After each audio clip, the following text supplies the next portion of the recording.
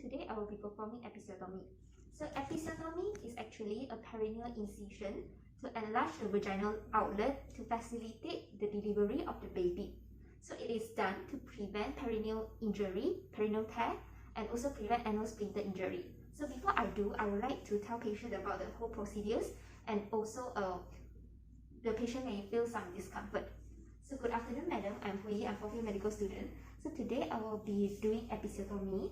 So episiotomy is actually, I will cut your perineum skin to enlarge the vaginal outlet so that your baby can be delivered faster and to be delivered faster. So is it okay for you? Alright, it will feel a bit discomfort, yeah? So first, I would like to use local anesthesia, 5 to 10 ml leg Novocaine, and inject it at the perineal skin. Alright, inject. And after that, I will use index finger and also middle finger, insert it into the perineum to separate the perineal skin and also the fetal head. And next, I would like to use a scissor.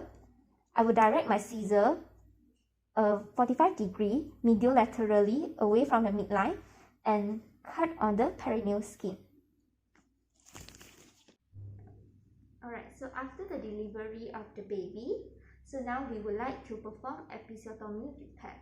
So before we do, we need to make sure the patient is in lithotomy position and ensure good lighting before we do.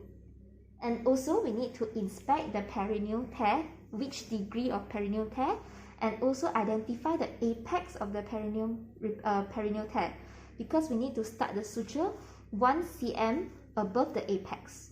Alright, so before we do episiotomy repair, we need to take local anesthesia and inject in 3 places, which is the perineal skin, perineal muscle, and also deep into the vaginal epithelium.